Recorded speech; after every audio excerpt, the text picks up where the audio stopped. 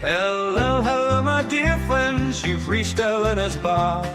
The best place on the internet, the very best by far. She'll help improve your fitness, but there's also so much more.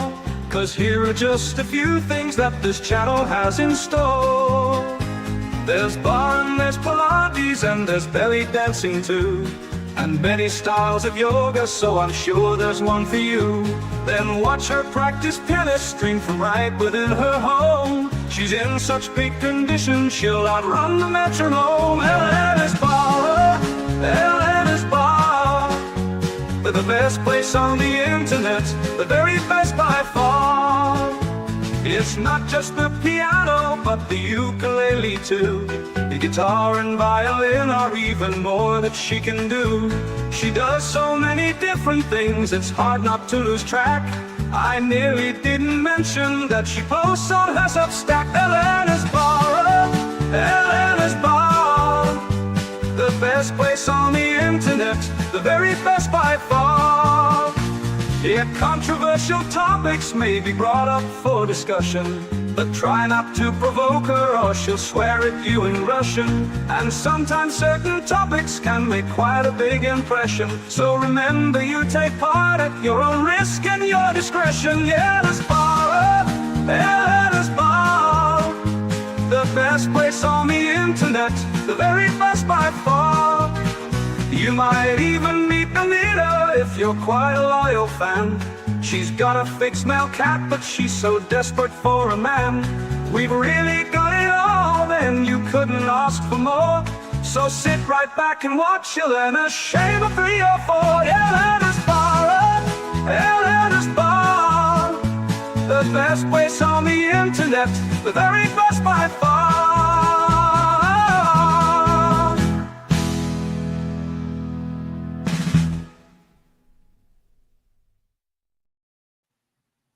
Hello, hello, my dear friends. Welcome back to Elena's Barre and the Resurgence of Sanity. How are you doing, guys? Doing good? Yeah. Doing good. Plutarch, how are you doing? I'm awake. You are awake, awesome.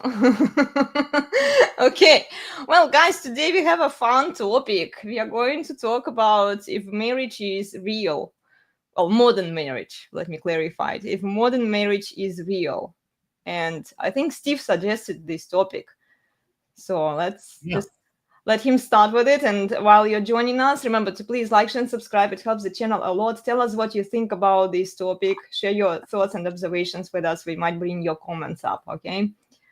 So go ahead, Steve. Well, marriage has always existed throughout civilization.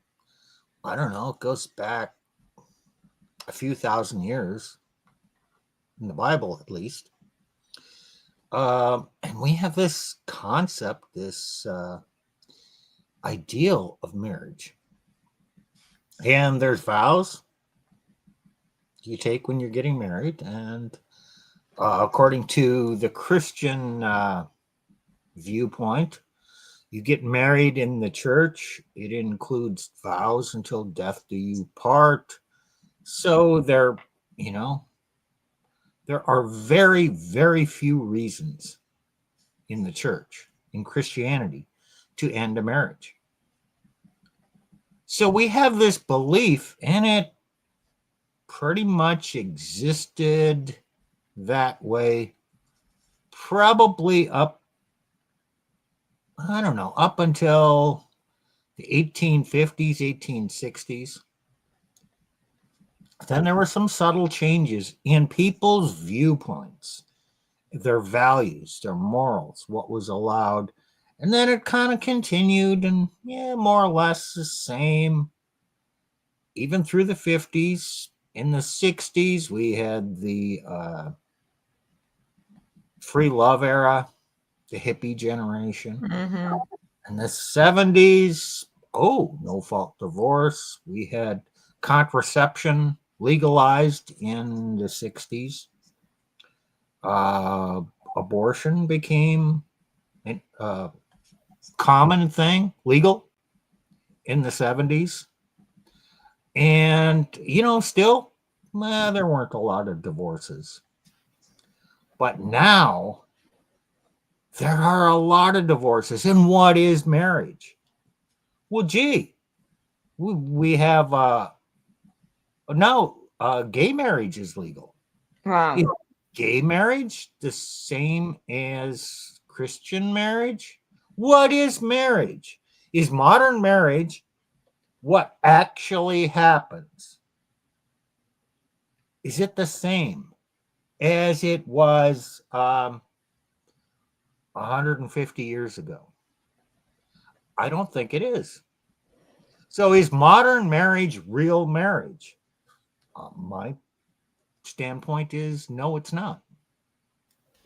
It's not real if you look at it from a historical perspective and see what was happening before, how people were treating Okay, marriage. Dave. Yeah. Dave, that's great. So, what is your definition of real marriage? Yeah. Oh man, you're asking hard questions now. Well, you still have oaths in a real marriage. And I think the difference is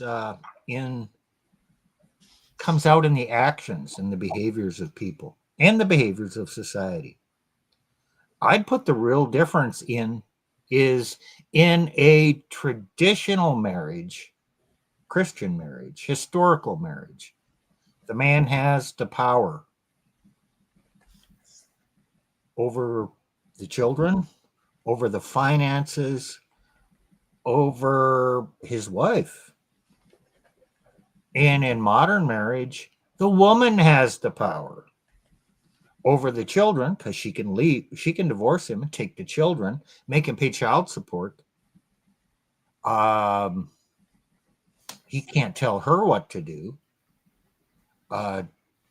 So it's a power thing. And when men had the power, 150 years ago, did men ever make women pay child support?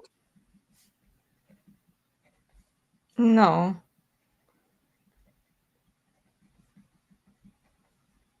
So I'd bring it down to that simple thing. In a historical Christian marriage, the man is the head of the household. In modern marriage, women are the head. Yeah. I would also look the traditional or the tradcons call it like the traditional marriage that they probably have or they want. It inevitably ends up in divorce. So I would equate marriage equals divorce today. From a traditional standpoint, I'm not talking about like gay marriages, whatever. I don't think they should even fall under the category of marriage. But if we are talking about the relationship between a man and a woman, and then they decide to get married, then the marriage ends up in divorce. So is marriage does it equal divorce today?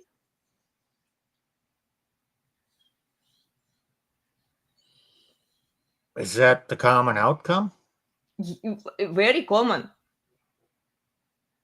Even in the Christian marriages, this is why I'm thinking that the data shows that Christian women file for divorces just as much as secular women, and people grow apart and then they separate. But they always have a good reason. They always claim, oh, he was an abusive man. Yeah, Well, sure. If around 50% of marriages end up in divorce, and there's always a reason, and 80 to 90% of the time women file, then afterwards they tell a story. Oh, he was an abusive man. Oh, he was a narcissist. Mm-hmm. That would mean we have just rampant numbers of abusive, narcissistic men walking around in our society. Yeah, right. But yet these women will marry a man who was previously divorced from a woman who called him an abusive, narcissistic asshole, and Yeah. she'll marry him. They still chose to marry. Okay, guys, do I bring it up today, or shall I leave it for when we talk about the BS things, the video, How can I know what you should bring up? Because I can't read your mind. the message that I was sharing with you earlier No. today, guys? No, okay, just checking. Okay. On the narcissism. Narcissism, clinically, no more than 5% of the population. Mm-hmm. So either 50% of women are marrying 5% of the guys, or 90% of the men that they marry are not actually narcissists, and it's a cope. Which do you think is more likely? Cope. Oh, every time a woman tells me that her husband was a narcissistic abuser, I discard all of that. And people who are validating their points, like talking to these women who blame and shame their husbands in being narcissistic, they're just feeding the beast. They're giving these women what they want. And what they want is to hear, well, it wasn't your fault. You did nothing wrong. You are so great. You're so awesome, which, by the way, is a narcissistic behavior. So aren't they projecting? Aren't they blaming men for who they are? Well, By looking for that validation, like, okay, they are following these simps, right? They are looking for that confirmation bias. They already have that belief system that they are the goddesses. They could do nothing wrong. And here somebody is validating their points, asking them questions, like, yes, you are perfect. You could do nothing wrong. Isn't it a narcissistic behavior in its core nature? Like, this is how narcissists operate. They constantly want to keep hearing how awesome they are, how great they are. They did nothing wrong. Yeah, well, most modern divorces are an exercise in projection. And women are way more skilled at that than men. Mm-hmm. Right. But just because something is a narcissistic behavior does not mean that makes you a narcissist in a clinical sense. So what you're really saying is that women have adopted narcissistic behaviors. That, as far as I'm concerned, is almost worse because they had to adopt them from somewhere. Somebody taught them that.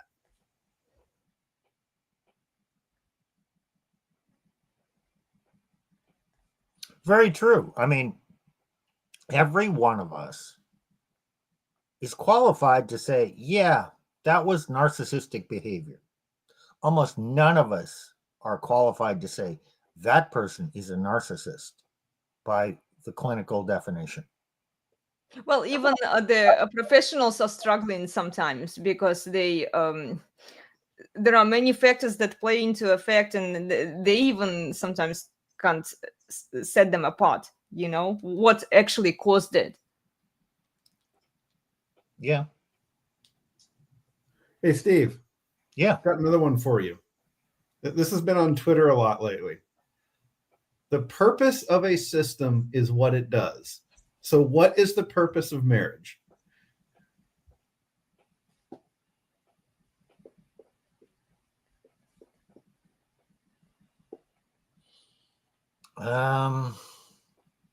Like traditionally or right now? Right now. Right. Mm-hmm. To make women feel good? No. I would say convert men into slaves and just exploit men, extract as many resources from men as they possibly can. Because look, the custody for kids goes automatically to the mother. They can use their kids as leverage against their ex-husbands to get more resources from them, to milk to milk men through the system, through the laws. Yeah, I would say that it's to convert men into slaves. Marriage is converting men into slaves. Okay. So if the purpose of a system is what it does, then you have to ask what does marriage do?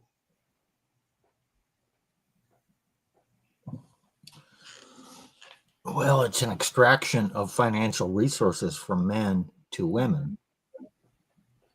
But there's something else, Steve, and you've talked about this before. I'm waiting for you to pick up on it. What else does marriage do in the process of that extraction? Well, it encourages people having children. I guess I'm not getting it. You're going to have to tell me what I said in the past. Maybe empower women? No. Okay. A system can have more than one purpose. It can do Yeah. more than one thing. Okay. Well, now So- I'm waiting to hear too. So if the system in the process of extracting resources from men enriches the state, is that not the purpose of marriage? How does it enrich the state? Like through taxes and Oh yeah. Yeah, okay. We were talking about this on Wednesday. Mm-hmm. Okay. When Andrew asked, "Oh, what can I do to help fight this?" And one of my answers was, "Don't make a lot of money. Make enough for you to live on." And why? Because the state takes a percentage of your taxes. And remember, the state charges you a lower tax rate for getting married. And people will say, "Oh, well, that's but they're charging you less to get married." Yes, because they want you to get married. Because people who get married, if you look at the data, men who get married make way more money. So, yes, because the taxes are based on the income, right? So they can charge that person a higher amount. No. Think about the math on this. This is clever. They charge you a slightly lower rate. But if you're making twice as much as you would when you're single or more to support a family, to support kids, the state is nominally making a lot more. So let's say the state charges 10% less for a married person. Okay. That's about what it is. It's about 10% less. Yeah. Okay. But you are making 3 times more. So let's say you make, just to make the math easy, let's say you make $50,000 a year as a single guy. Okay. But if you make $150,000 as a married guy with 2 kids, the state charges you 10% less, but it's the base dollar amount that it's charging you on is 3 times higher. Yeah, this is what I was thinking. Mm-hmm. Right. So they are giving you a small incentive to pay them a lot more money. I think there's a bigger factor here. Go for it, Steve. The purpose of marriage is to disempower men. Mm-hmm. Because you have a single guy, he's not making that much money. You want him to be more productive, but you also want him to be tied in and be more controllable and have less power. Once he's married, he has less power. He's less incentivized. He's more risk adverse to creating an issue. And it used to be, historically, a married man fought for his family and wouldn't put up with bullshit from the government. Now, with modern marriage, if he's married, he's locked in. He has less power. So it's a disempowerment of men and basically turning them into slaves. Mm-hmm. Okay. What about the system because men didn't used to be disempowered by getting married. What about the system makes men disempowered today by getting married? Well, they can still control men through the weaker vessel, the women. This is why all of the BS coming through women, right? I think they actually planned it fantastically for what they were trying to achieve, because it really worked. Women bring all of the bullshit, right? It's easier to control and manipulate women, and then women manipulate men. You structure the divorce and the laws against the man so that he has no say, he can't do anything, he has no freedom in that relationship. You empower women. It makes sense. No, I'm getting at something here. Okay. Yeah. In order to, so men did not used to be controlled by, controlled really isn't the right word. Men did not used to be guided by the state to a certain outcome. Now, you guys are using the term slavery. There's a related term called wage slaves. Okay. What the modern marriage system did was it put the state in between the man and the woman, right? We've talked about that. We've agreed. Sure. Okay. By doing so, yes, the state gets to make more money, but it also, and this is key, the state becomes the arbiter of everything in the marriage. So the man, and I think this is what Steve was getting at, now not only does he have to worry about keeping his partner happy, but he also has to worry about keeping his other partner happy. Okay?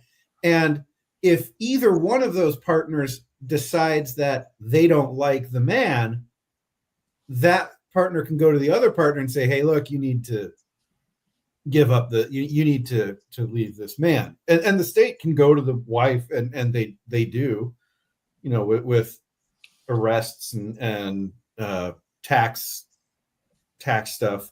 The state can, or not the state, the guy's job can, you know, his jobs have become more arbitrary now.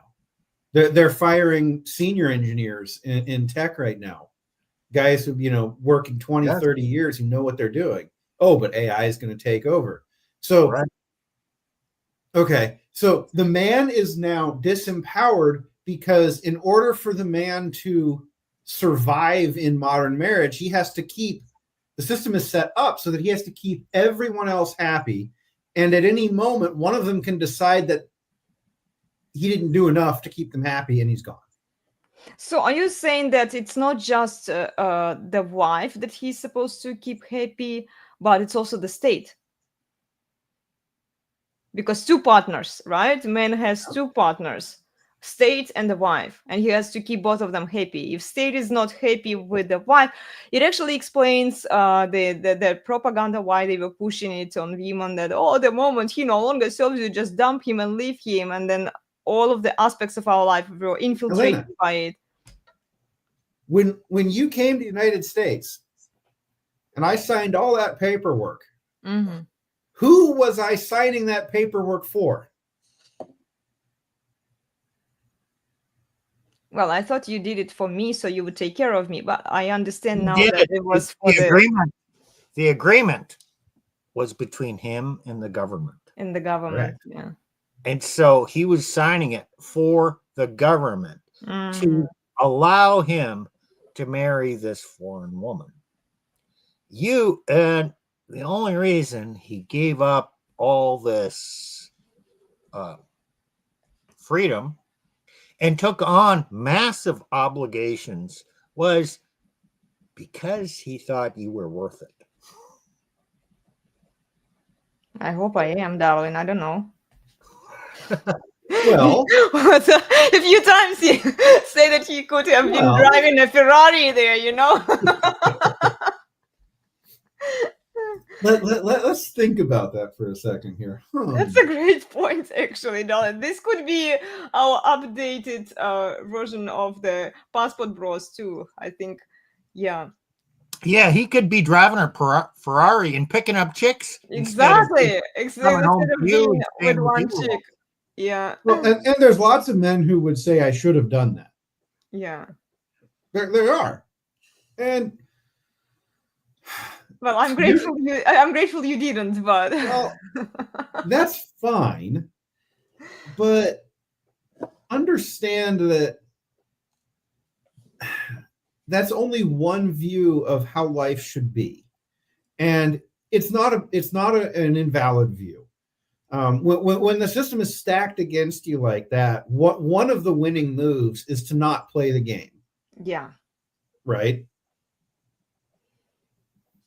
So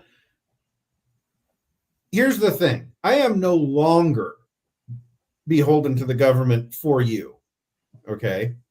My contract with the government expired the moment you got your naturalization. So part of the risk that I took was I understood it to be a limited time risk. Now, here's the other problem. Remember when we actually got married and we had to go to the county courthouse and sign all that paper? Yeah.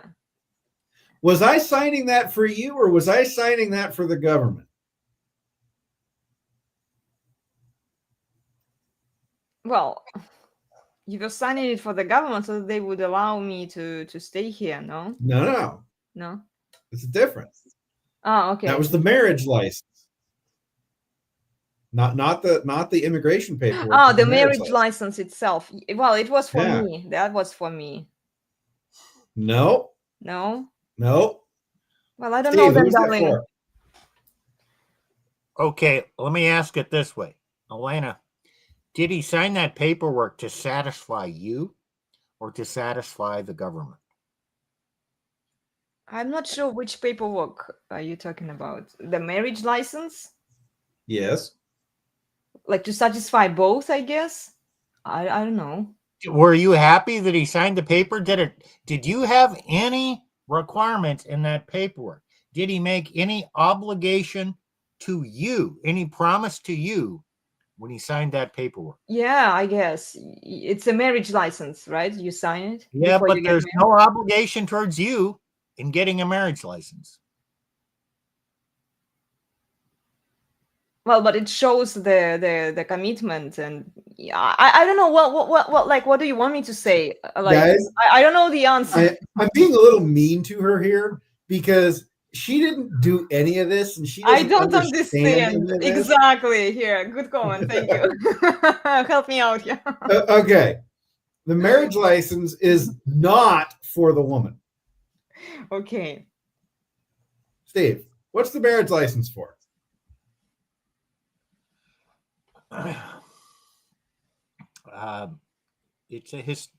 Serves a historical function that you are swearing that you are free to marry and don't have a wife somewhere else. Therefore, you are fit to provide for her. Yeah, but see, it's still provision for me, so I actually benefit from it in the long. Oh, yeah. I didn't say you wouldn't benefit. Okay. There was no obligation towards you that you would benefit when he signed the license. There was no benefit to you then. The benefit was to the state that the state was vetting him to say, yeah, you're good to take on this responsibility. You get no benefit until the vows are taken. That's actually where I was trying to take this whole thing. All of this paperwork, okay. all of these systems provide no benefit to the woman. Yeah. Until you say the vows at the altar, there is no benefit to the women. Yeah, that's a minor part of what they're doing there. There's a number of things that happen with a marriage license. One of them is taxes. Another one is they don't want cousin marriage. And so the state does a check to see if this person you're marrying is your cousin or not. And there's good reasons to not want cousin marriage. You know, they tend to be a medical drag on the system. Mm-hmm. So, you know, it's not for nothing And the original marriage licenses were done primarily for tax and biological reasons. That gave the state a vehicle to do so much more with. Steve is coming. Oh, no, I have to look something up. Keep going. Okay. Well, I was just that's all I wanted to say is marriage licenses existed before the 1950s and 60s with no fault divorce. It existed well before then. Well, this is how the state vets the man for the woman. It is now. It didn't used to be that way. Okay.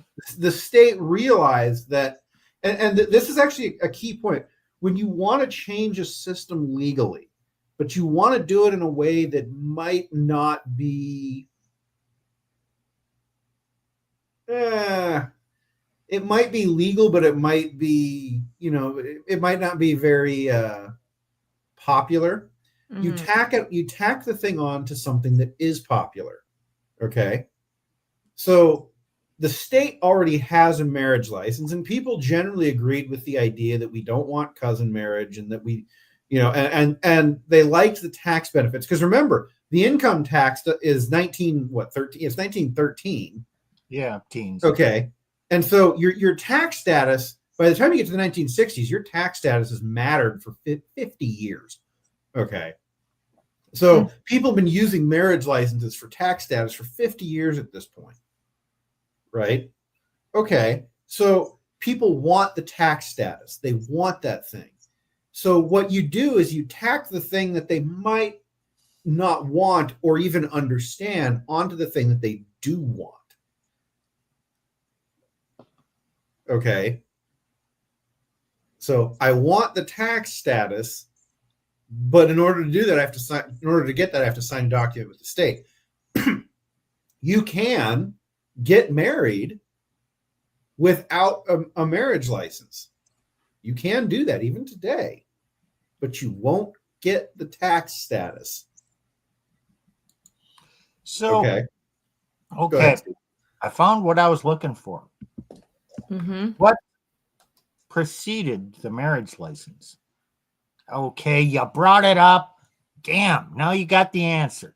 Too fast. Oh my gosh. Sorry, Steve. Shall I remove it? No, too late. Okay. Okay. Bans of marriage. Okay, as a Catholic, you get your weekly bulletin, and down in the corner there would always be a thing: Catholic marriage bans, BANNS, and it would say who's engaged, who's intending on getting married. Okay, this was the old time version. So let me read this. The bans of marriage, commonly known simply as bans, BANNS or BANS, are a public announcement in a Christian parish church or in the town council of an impending marriage between two specified persons. It is commonly associated with the Catholic Church, the Church of Sweden, which is Lutheran, the Church of England, which is Anglican, and with other Christian denominations whose traditions are similar. In 1983, the Catholic Church removed the requirement for bans and left it to individual national bishops' conferences to decide whether to continue the practice. But in most Catholic countries, bans are still published. The purpose of bans is to enable anyone to raise any canonical or civil legal impediments to the marriage, so as to prevent invalid marriages.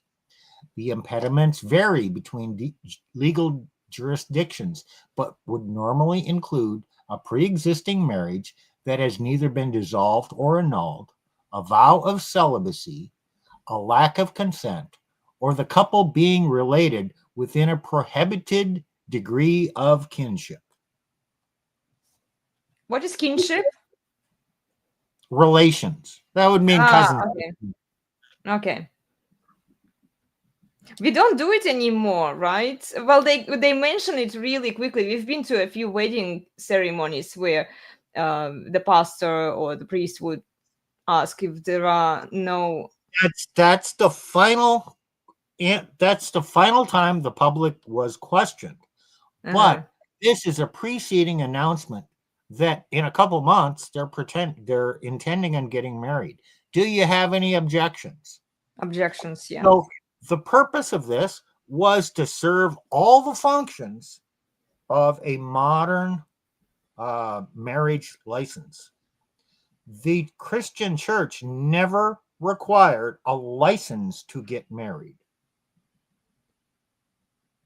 They left it up to the individuals, but they published who's intending on getting married. And if you public people, parishioners, whoever, have any reason to say, yeah, those two can't get married because of this, this, or this, they could, there was the same controls here. So was it in a Christian church too that they would require that? They wouldn't require the license to get married, but they would look for objections. Yes. Okay. That's historically what it's been. Now, since they put pastors and priests, they have a some kind of authorization to perform marriage ceremonies. In that process, that person agrees that they will follow the civil rules, which the civil rules in the U.S. require a marriage license.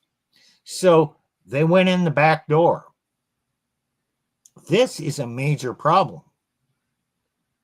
Okay, in the Catholic Church, Catholics consider marriage to be a sacrament, capital S, sacrament. It's a vow that with this creates God's blessing, and it's a function where grace comes in to fulfill the function. It is an action taken that results in receiving grace. Well, you could call that love from God. And now we have put the state as gatekeepers to access a sacrament. Gee, this is mind-blowing. Why did you bishops 100 years ago allow this to happen? I'll tell you why. Because this was a Protestant nation. And the Catholics came in and they were discriminated against. The Irish and the Italian, I mean, they're great examples, and some of the German Catholics. They so much wanted to fit into this country that fitting in meant following the customs of the country. Oh, okay, so you require this hoop to jump through. Okay, I don't see any harm in that. So they allowed it, and they gave away some of their authority to the state. Well, look where this has ended up. And the dumb Protestants wanted the Catholics to abide by the rules, when in fact, you know what? In some cases, not in all, but in some cases, the Catholics were the defense against the overreach of the state. But they were so concerned about these damn Catholics coming in with their allegiance to the Pope and the papacy that they weren't going to be good American citizens.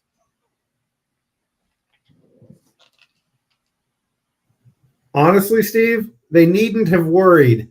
The papacy, in my opinion, is thoroughly compromised at this point.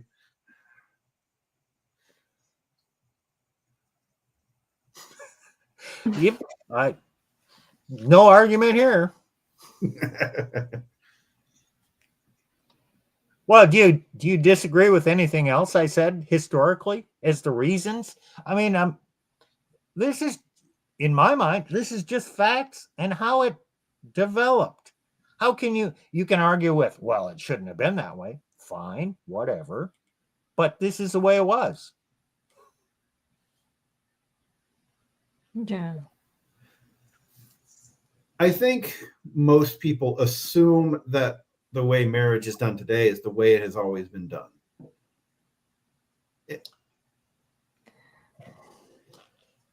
And honestly, the concept of a marriage contract goes back to only about the 1500s, if I'm recalling my history correctly.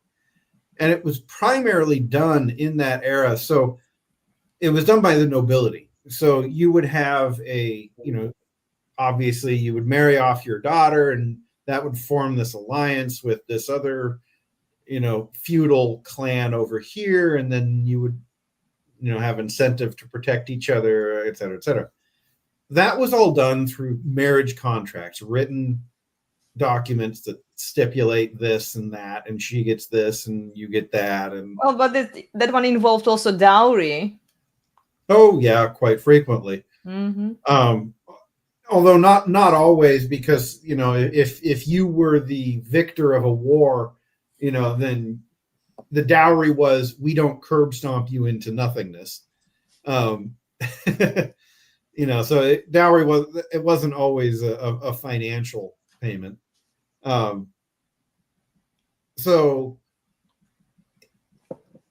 the concept of there have been many things that have been done over the past 500 years where normal people were, quote unquote, given something from the nobility.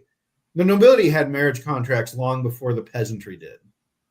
In the peasantry, if you wanted to get married, you went to your church, said, we want to get married. The pastor said, did his thing, and you were married, and that was it.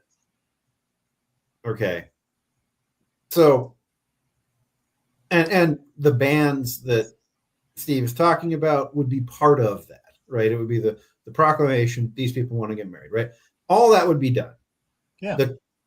But we were given marriage contracts, and in some respect, it's a little bit of, hey, look, we're giving you what the nobility got, right?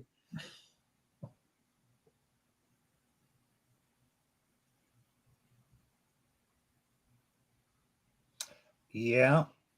Why did these historical marriages that didn't have contracts among the peasants, why did they work? That's really a neat question. Mm-hmm. I'll give you the answer. Because at that time, marriage was not a partnership. People understood the difference between partnership and marriage. Yeah, okay, I form a business partnership.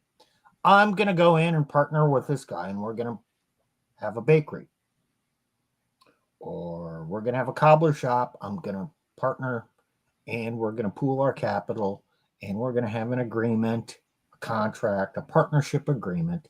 We're going to do this, and we each get equal say, or one person is the leading partner, the other one is a junior partner. Partnership was not marriage. Marriage was marriage. The husband and the wife, and the husband was the head. It was not a partnership. The husband was de facto the leader, the more responsible person. He was responsible for her debts and her conduct, and he took over stewardship of her. And there may have been a payment from her family to him called the dowry, Mm-hmm. to enable him to form a business or do whatever. But they were giving up the obligation to provide for her and assigning that to him. And there was a payment there for that, and actually an act of goodwill that we want him to have enough resources to provide for her. And we also want him to be a good steward for her future and the future of their offspring. So there was a whole incentive there. This you didn't need the state to enforce it. Plus, then once they were married, she was absolutely dependent on him. She couldn't leave. Yeah. She couldn't leave with cash and prizes. She couldn't go get a job in the nearest big city and provide for herself. She couldn't go on welfare and get the state to provide for her. She was dependent on him primarily for physical protection. Well, but this is how. Now a woman is not. Mhm. She doesn't need his physical protection. So it's all about his financial protection, regardless of what the hell she does or whether she decides to leave. She's still financially protected. And she's got no incentive to stay now. Yeah. She was dependent on him. And see, this is how they bribed women in a way that they say, well, ladies, you can leave your abusive husband. You can do everything by yourself now. We will help you. We will have your back. We will support you. And women betrayed their men. I said it before and I'll keep saying it because it's like, okay, for more cash and prizes, you fucked up the man. You fucked up our society because you know, like how much support. Okay, like when women know that. The bribe runs much deeper than that, because you see, back when marriage contracts were between nobility, the woman did have a certain amount of power. Remember, in a relationship between two heads of state, effectively, Mm-hmm. if the guy fucks up, the other head of state can declare war on him. And this happened in history. Fucked up, you know, something happens to the woman, guy, you know, the other tribe declares war on your tribe. Okay. Mm-hmm. That woman actually did have the quote unquote protection of the state. Sure. Okay. So the bribe to women was not win cash and prizes from the state, although it ends up being that. The bribe was we, the state, will treat you like the princess.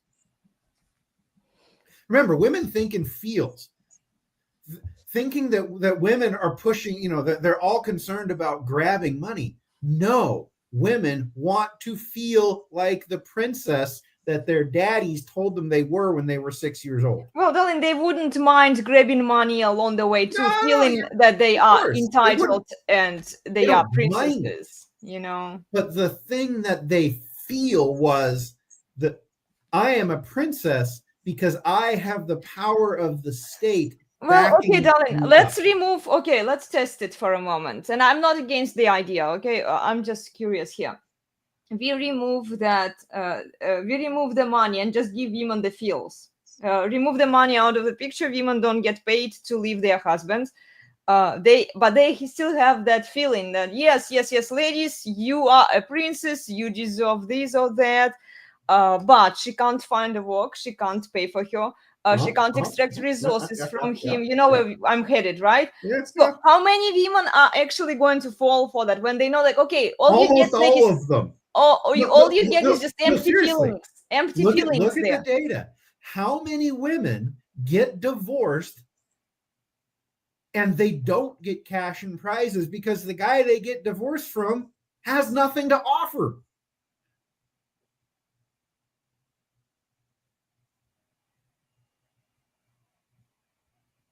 Is it most women?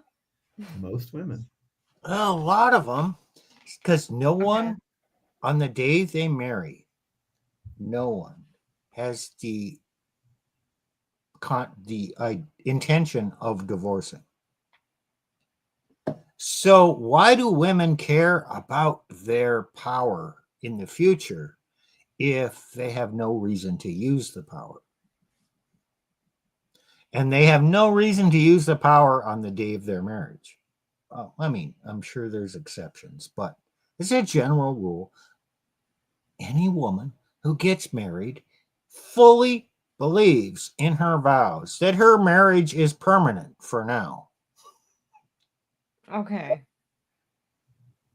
So she's not incentivized. She believes she's entitled. The only time she starts thinking subversively is when she starts to lose respect for her husband. Basically, maybe he loses his job, or maybe he tries to tell her what to do, or maybe he says no when she wants to do a purchase, or maybe for whatever reason. Now she is the princess, can't be told what to do. Now this man is holding her back. And so now she loses respect. Mhm. And then when it reaches the level of contempt, and it will, she can hide her contempt for the man for a matter of I think this is what historical women were doing too. You know, start they were putting hiding. plans in place to extract money for Mhm. her future and to increase her war chest and blindside him. It's all subversive at that point. But she didn't enter the marriage with that intent to subvert the marriage. It only happens after a loss of respect and development of contempt for that man. Right. And what Thad is saying here is correct. Women, before the government backstops, would be much less likely to get divorced. This does not mean that they had less levels of contempt for their husbands. It was well, a lot harder for them to actually execute on that contempt. Well, and see, this is why I say, like, okay, their feelings can only drive them so far. When the money runs out, it's like, but that wasn't my point. My point was, look at all the women today who get divorced and get nothing. yeah, darling, by nothing, you mean the state is still taking care of them? They have the incentivizing programs for single mommies, welfare programs, single mommy houses, and all of that stuff. No, okay. No, calm down here. Okay. Back off a little bit. Okay. When I divorced my ex, she got nothing from the state. Because the state had insufficient leverage over me. She had insufficient leverage over me. She just wanted it out so that she could fuck new dick. Okay. And I paid a bit of a premium to get her out quickly. Yes. But the state ended up having very little to do with it. Okay. She wanted out because she felt women don't. We want to believe that women are these cold-blooded mercenary, stone cold killers in relationships. They're not. For the most part, they feel. And yes, they can leverage the state.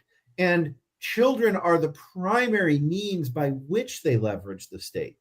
I had no children with my ex, and so the available leverage to her was far smaller. It was made even worse by the fact that she already had a job. So claiming alimony would have been very, very difficult for her because on level, yeah, I made more than her, but she wouldn't have gotten much. And so what I did was I basically bribed her by offering to hand her a bunch of stuff that I paid for during the marriage and said, here, it's yours, take it. Okay. I offered her a one-time cash out, and she took it because the lawyer said this is actually probably the best deal she's ever going to get because the state didn't have enough leverage over me. Okay. So women do not necessarily just wake up one day and decide, oh yeah, I have now reached the Excel spreadsheet maximal opportunity to delete my marriage and get cash and prizes for it. Will women take cash and prizes if offered to them? Fuck yes, of course they will. But that's not. Women are. What? I do you remember that word with X? It's a funny video that I shared on Twitter and on Instagram too, guys. There was one guy, he was explaining the word X. Okay, X means experience.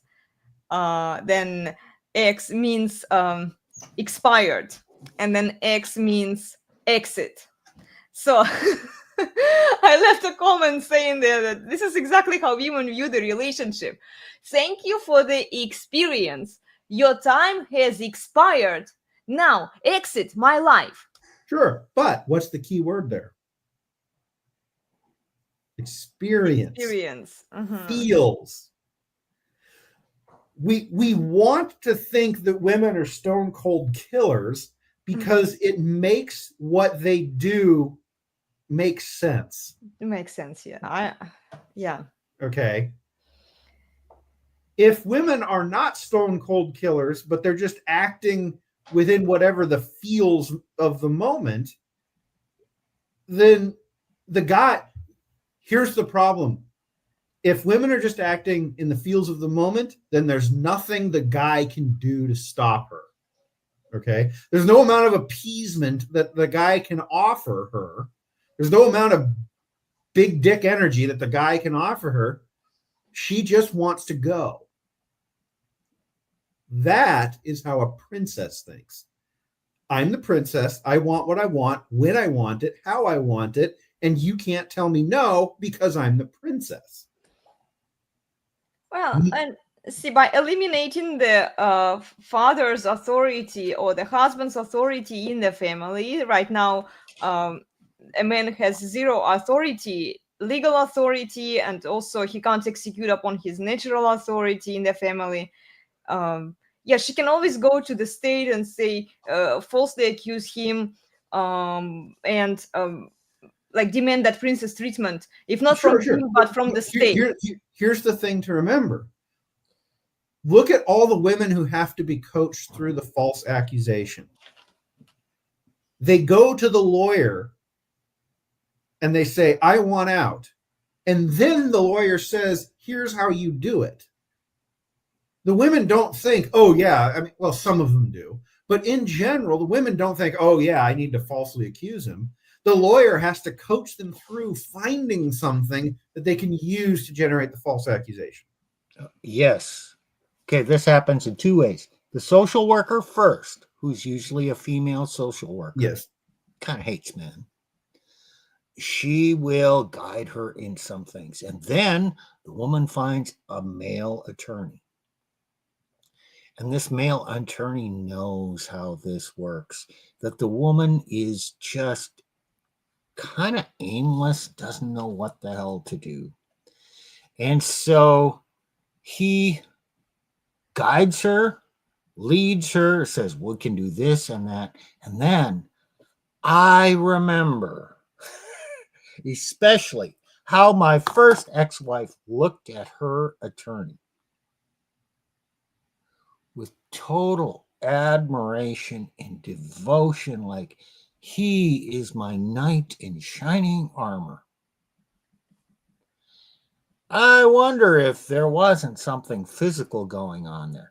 It was the emotion flowing that I could detect externally, flowing from her towards him, meant, yeah, if he wanted to, he could have. Oh, but well, see, it's interesting you used knight in shining armor. Yeah. Because what in the old stories of old, what do the knight in shining armor do for the princess? Rescue her from the dragon. Ah, there we go. Protect her from the dragon. Yes. So I think a part of the reason that men look for women to be stone cold killers is because a man knows how to deal with a stone cold killer. It's kill or be killed. It's very simple. It's very much man math.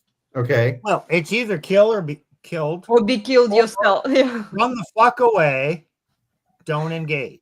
Yeah, Yes. Don't engage. But in either direction you choose, it's very much male math, right? It's Right. you have these limited set of options. You pick one and you go for it. Women do not operate that way. No, they don't. But women still want men's resources, so men can tell them, no, we are not playing your game, we are disengaging. I'm not telling men go kill these crazy chicks, But like, Yes. just don't engage with them. Okay, don't Well- give them what they want or what they can use against you in the divorce court. Don't Right, but- marry, but- don't have kids. Here's the thing. Yes, the women want the resources, but that's not why they do it. Okay? This is a key point here. Their feelings don't matter. They give an oath to a man. They're supposed to be with that man. I Sure. don't care. I don't care how they fine, feel sure. about it. All true. All true. You're right. Their feelings don't matter. Except we have built a system that exists entirely to make their feelings the only thing that does matter. And so the system plays to their feelings. Oh, The I system know that. tells them they're a princess, Yes. then offers state resources to back up that feeling of to make that feeling of princess real, because the princess was the one who could order, people beheaded and Mhm. and wars started, right? Think back to the Princess Bride, that guy. I need the princess to die so I can start the war with Gilder, or whatever. It doesn't matter, right? He needed her to die because the people loved her, so that he could start a war under a false flag. Like, even the men knew that way back when, that you could play games like this, and they did. Okay. The purpose of the system is to make women feel like princesses. Now, Well, okay, they can feel like princesses alone somewhere in a shovel and without men wifing them up. That works out. I mean, we sure, need to dry out the but system. We you need to cannot leverage women.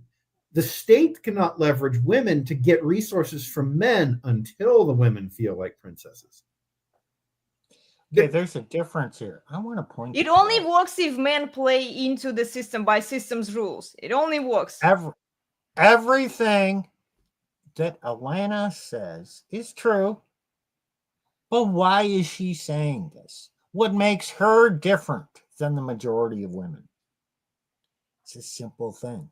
She's a disciplined woman, has self-discipline. That means she was raised with a strong father who guided her, disciplined her, right and wrong, and she has a strong husband who, Does in the the same right manner, disciplines her, says yes, no, and so that's her reality. And so she feels, don't think she's oppressed. She's not. She feels very safe in this place. It's a place of security. So, but her mindset is a disciplined woman. The mindset of the vast majority of women are entitled. Entitled is the opposite of Steve, disciplined. I don't care if they're entitled. They can have delusions all they want. They just belong to the streets. Men should stay away from them. They And can you have say all that, kinds of crap in their heads. It's like, fine, whatever, ladies, you choose that kind of life. There should be consequences. Who can impose consequences on women? Only men can. Only men can Okay. hold women accountable So- and disciplined. you're proving my point. That's your mindset. They're entitled. No one has ever called them to task, held them accountable, said no, and imposed consequences. Their reality is they are entitled, and their shit doesn't stink.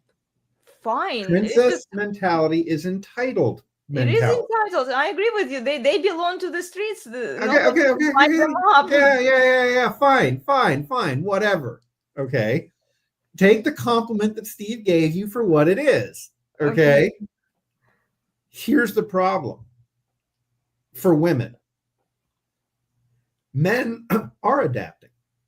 And the men are adapting in such a way that neuters the state. You see, because the state had to hijack a system, a pre-existing system. In this case, they hijacked a pre-existing tax system in order to achieve all of this. The state system requires men to participate in it. Okay? And so all the men have to do is not participate. Yeah. Now you'll hear all these women complaining, where are all the men? Where are all the good men? Oh, they're not participating, ladies. they're not. Yeah, exactly. And so everyone says, oh, well, we just, you'll never win because all of the simps will keep these women, basically, they'll go to OnlyFans and they'll Sure, whatever. Yeah. Mm-hmm. Okay, the OnlyFans simps can keep women financially ish. It's not Yeah. perfect, and it actually comes with a huge number of future problems for the women because the women age out of that role very quickly. Because the men, look, if you're a man going to OnlyFans, you want something very specific, and that means that it's a limited time. Either you, the man, want it for a limited time, or the woman can only offer it for a limited time. Okay, so when women say, where did all the good men go? They're talking about this very top percentage of men, right? Those top percentage of men, they have all the choices in the world. They can choose to get married. They can choose to play the field, etc. They can do it all. Fine, whatever. But as more and more of those high value men say, fuck it, I'm not doing anything with these women, or I'm just going to fuck around with them, but I'm not going to give them anything. These women become more and more desperate because the OnlyFans does not give the women everything they want. This, I think, is the thing that people are missing about this. Yes, OnlyFans can give women financial freedom, but these women have to put themselves out there, okay? And there is a certain baseline insecurity that comes with that because now you're a public figure. If I see you in the streets, I know who you are, right? And if you're a big enough OF creator, a good chunk of the country knows who you are. You're never actually safe in the streets, in the real world, if you're a big OF creator that makes lots of money. Okay. So yeah, the women can get what are the big OnlyFans creators? I don't even know. Yeah, they get money from this. They get financial security from this, but there are huge risks that come with it. And this isn't like great for them. It's not the same thing as being a kept woman. Yeah. Well, they do it for They are not, no matter how much success they have in OF, how much money they gain, they are unhappy women. They're selling a part of themselves. It's just hollowing them out as a person. Have you? I mean, not ever. I don't think I've ever been on OnlyFans, but I've listened to a lot of these OnlyFans models or former OnlyFans talk about it. No, blah blah blah, whatever. They're broken people. I wouldn't want anything to do with them. The cost of that success just destroys who they are as women. Right. And if you were a high value man who could get any woman you want, would you want a woman who's put her coochie all over the internet? No, you can do better than that. And they do. And so this goes back to, again, my earlier point of, the financial thing is there, but that's not why women do it. Well, they've been told maybe that this is something that this is the freedom, right? You don't rely on men for finances to survive. You have to have your own money. This is why they pursue their own careers. It makes it easier. It makes it easy. It tricks them into thinking that they actually can execute on their princess feelings. Exactly, because it kind of feeds their delusions and helps them run further. And it can help them to a limited extent actually execute on their princess feelings. I'm not saying that's not true and that's not there. What I'm saying is that's not why. They do it because they're princesses who deserve the very best. Yeah, you're right. I mean, like they run with their feelings first, and then money comes second. It's like a benefit to that. But my Correct. It's a question is benefit, also like, not the if reason. there was no benefit, then would they still run on their feelings? Like if there was no financial incentive there, let's say, like they wouldn't be able to survive on their own without their husbands. Like previously, historically, like there was no job that they could find. There was like nothing that they could do, right? They would have to Okay. stay with their husbands. You answered your Right. no, you answered your question already, and the answer is yes. Because women had no jobs back then, yeah, they couldn't do it even if they wanted to. Today they can, and they will. Even if the state gives them let's say you take the state out of this. The state becomes a records keeping office. So you go back to the Catholic bands, you get married in the church first, and then the church has to send a document to the state and say, hey, these people got married. Okay. So you put the state in this kind of secondary record keeping role. Which states are actually pretty good at. Okay. Right. Here's the thing. That would not significantly alter the divorce rate because you haven't changed anything about what she can get for leaving, but you haven't changed anything about who she is and what she thinks she deserves. Okay.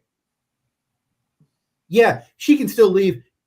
Will it stop a few of them? Yes, it will stop a few of them. A few of them. But for most of them, they'll be like, I deserve so much that it is more important to me to take the hit of leaving this man. That's what my ex did. It's never going to happen, but let's just speculate here. What if we removed women from the workforce? Would it make it harder for them to leave their husbands? It would make it harder. What it would actually probably do is make women much more resentful of their men, and you would probably actually see a significant increase in the unexplained disappearance of men, shall we say? Or like poisoning and just all cause. No, my answer is absolutely not. Okay, I'm Remove women from the workforce, Mm-hmm. it would get worse because some of the worst divorces in the world are stay-at-home mothers because they feel more entitled because they're more afraid they're still going to get divorced. Yeah, I agree. But they will fight tooth and nail, contentious, false accusations, everything, because they are worried about their financial future. And there is no morality controls that a woman places on herself when she feels her survival is at stake. Yeah, that's so true. It wouldn't.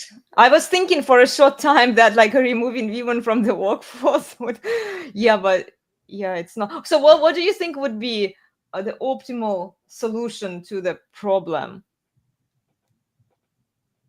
I mean, not giving women the custody for kids. Automatic custody should go to the father. What else? That's for the kids, though. Yeah. That's not about her. Fuck her. Yeah, fuck her. Yeah. Statistically, giving automatic custody to the father is about making sure the kids aren't little criminals when they grow up. That's what she wants is irrelevant to that discussion. Yeah, well, okay. If she wants to leave, then nothing needs to change. It's just giving the custody to the father, and if she wants to leave, she can leave.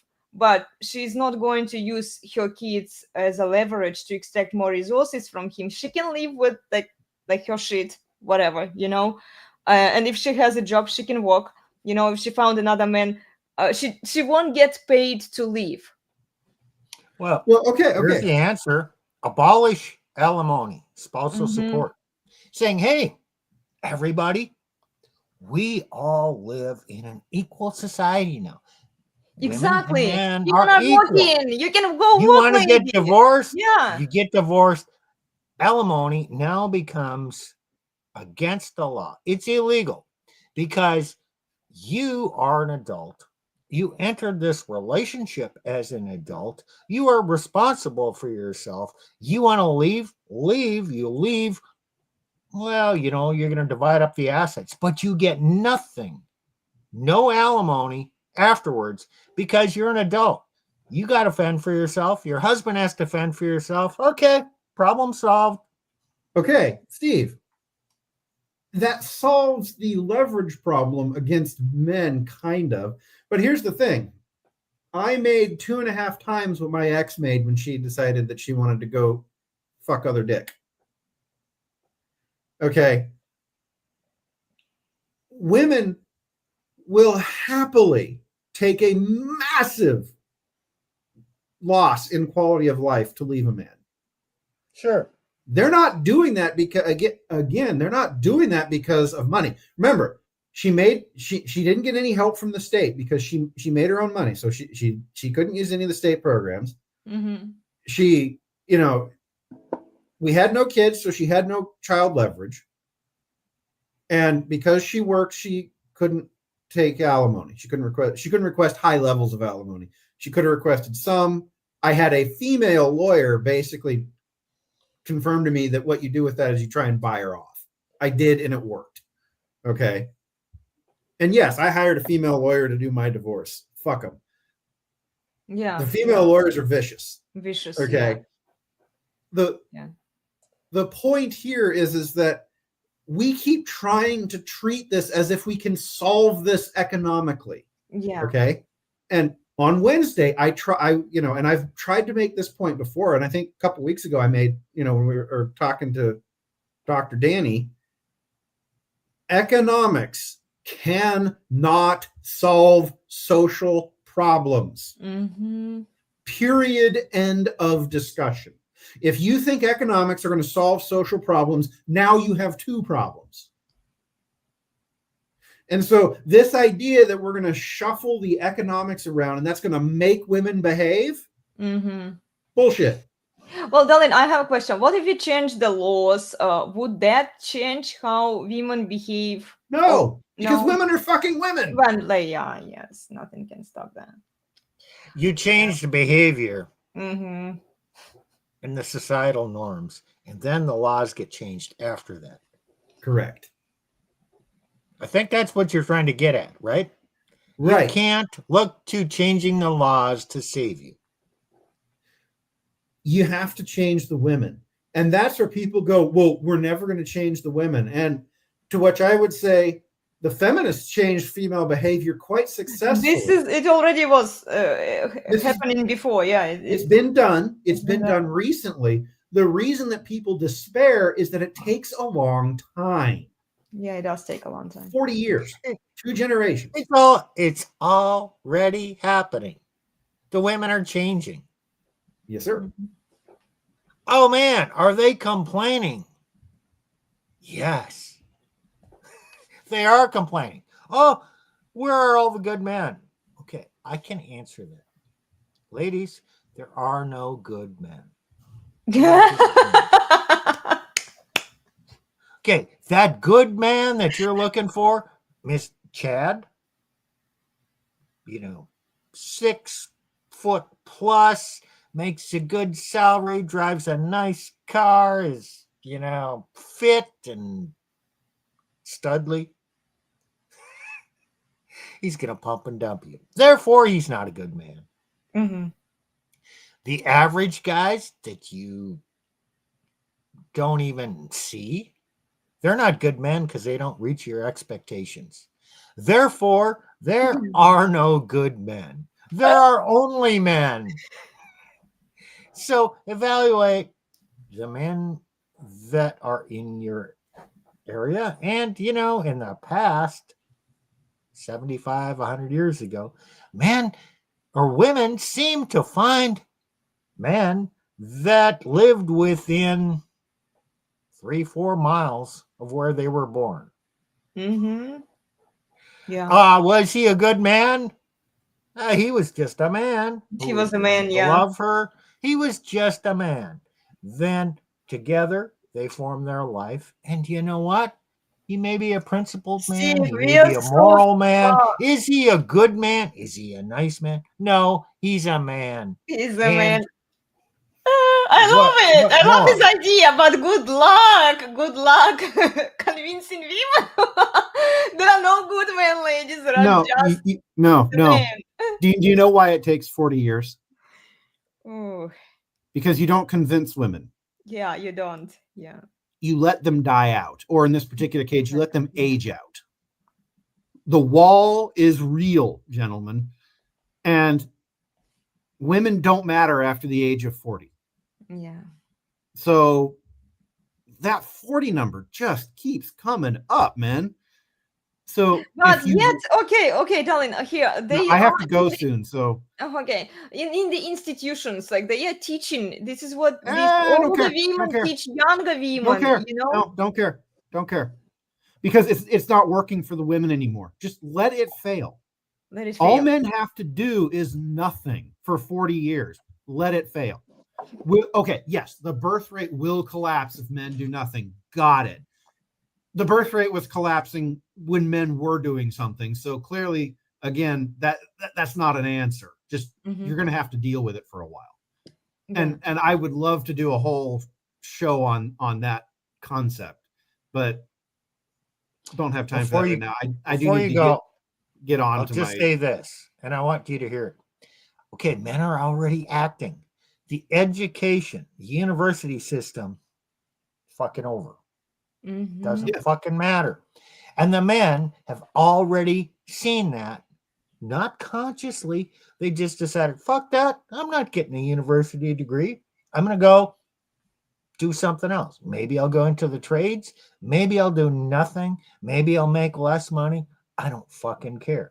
They're not going to the university. And a lot of the good men, well, I guess maybe there are some good men, they're going into the trades. They're living their own life. But the women are so damn stupid. They're still going getting worthless degrees and now pricing themselves out of the market. Hey, society changes are happening. Yeah. Slowly. Men are making it happen. Women are still oblivious. Yeah. So this guy right here, what has happened over the last 40 years that has aided men or family, meaning man, woman, and child? Nothing. I mean, if your definition of aided men is family, then nothing. And nothing will happen, except that men have, in large numbers, decided that they're not going to do that game anymore. That does help men. It's a long run. It's a very long time. Future thing. We're talking, 2060 here at the earliest that you really start to see this turn around.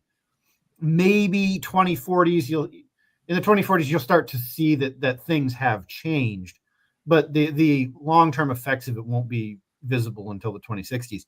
The point is that not all aid comes from the heavy hand of the government. Comes from the heavy hand of outside action. It turns out that you can just do things as a man, or in this case, not do things, and your action or inaction also has an effect on the system. And that's what Steve was saying. Things are happening. They're just happening outside of the traditional avenues of action that we're used to thinking of these changes. In fact, I would go so far as to say I don't want a top-down, heavy-handed solution, because that solution won't work. It'll always be corrupted somehow. It'll be corruptible, right? You remember how I said the marriage license was hijacked? Whatever solution the government comes up with will be hijacked in the future. I don't want that. The solution that actually works is the one that comes from outside, is the one that comes from the men themselves. And the men look at the data, have already decided what that solution is. And that solution is women, fuck them. Yeah. And this is going to happen. Social Security system's going to can't survive because of we don't have enough people now to pay into the future. We got a whole bunch of boomers coming up. is going to go broke or whatever, and 2032, 2035, whatever. A lot of the funds that support women come out of it. And women, okay, we've heard this. Oh, by blah, blah, blah year, when 50% of women are going to be single and childless. Okay, yeah, well, I don't know. It's happening. Mhm. So in the future, women are going to age out. They'll be over 40 without a man, without a pot to piss in, and without the government to support them, because it's not going to continue forever, because it can't. So someplace out there, this is going to be a critical issue. And the men survive. We are survivors. We know how to exist. And the women are going to be begging Yes.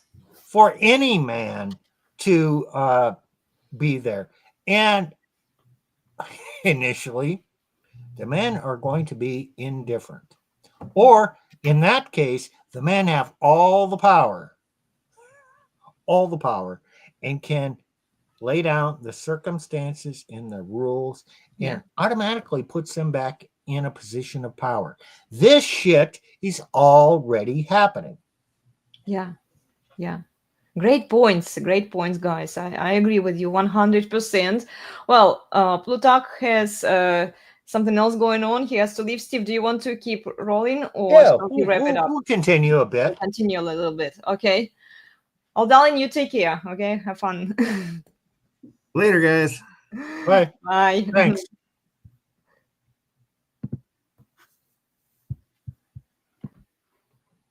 Okay. So, what do you think, Elena? Back to the question. Is modern marriage real?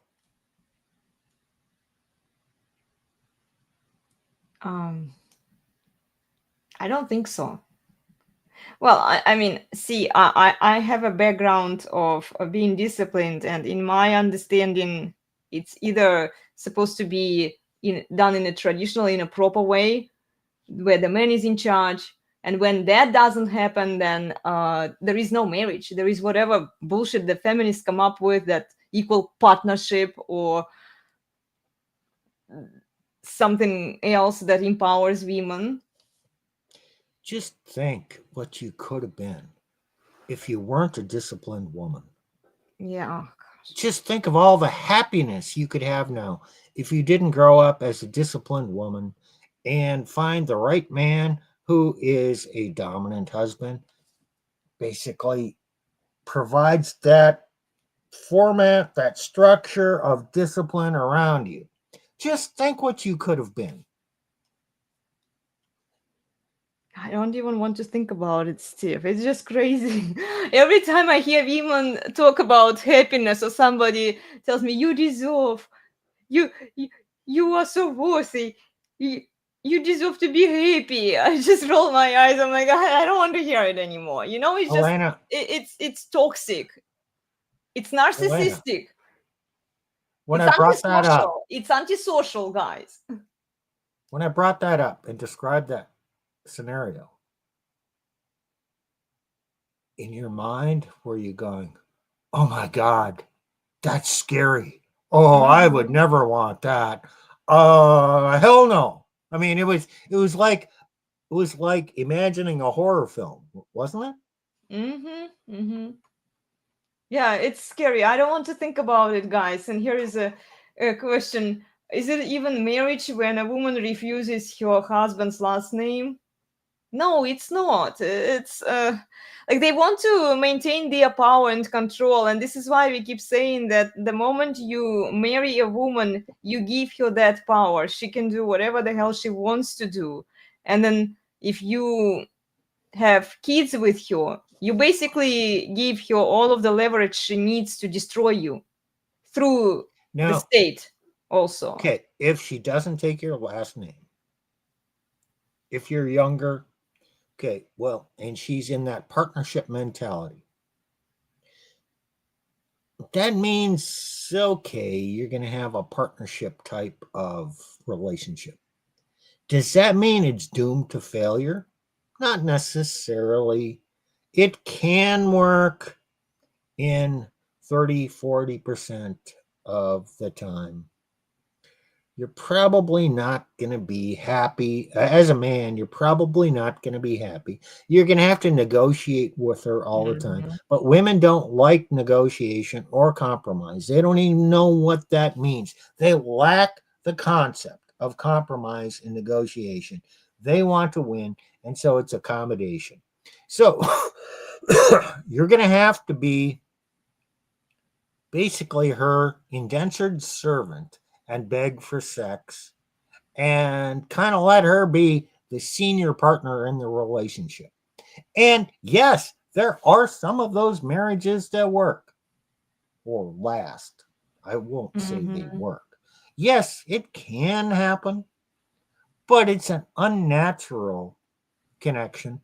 And since she's not going to be in the helpmeet role, which go back to Genesis 3. Yeah. If God didn't create women to be the helpmeet, he wouldn't have created Adam to have dominance. Mhm. So you want to reinvent reality, go right ahead. And you might survive that way. I'm not sure what your success at a contented existence will be. I'm Yeah. thinking it's low, but nobody has the data on this. Do you remember, Steve? There was a lady, and we did bring you up a while ago, where they've tried all kinds of roles in their marriages, where he was in charge, and then they flipped it. She was in charge, and then she was the provider. 6 months later, guys, she was planning on filing for divorce, and they were going through the couples therapy. The moment she was presiding in that relationship, she was taking all of the important decisions, she was the breadwinner in the family. Didn't even take a year. And then she had to announce it publicly, of course, on social media, to get like-minded people to agree with her and support her in that kind of decision. And then her husband negotiated with her he didn't even know. She just said, okay, we are filing for divorce. He didn't even know that she was planning it. He found it out through social media because somebody else watched her content and told him that. And then she kind of took it back. She was like, well, we are not actually divorcing. We are still in the process. We are going through this couples therapy. Mm-hmm. Yeah. So, Well, yeah. similar story. Okay, in couples therapy, they go in as equals, as partners, and now it's a negotiation. Women do not know how to negotiate. Yeah. Emma is here. Great to see you, Emma. Oh, Emma. Okay, so she says, but if they took his name, they wouldn't be a strong, independent woman. Yeah, right. Right. Yeah, So that's a sign of humility. I love Emma. Emma, I did send you the link. You can call in if you want. Did you get the link? We'll see if she calls in. So yeah. See, a disciplined woman is not afraid of humility. An entitled woman thinks humility would be the cause of her death. Yeah. Uh, ladies, you will survive, I promise. Your crown will probably fall, but you will survive.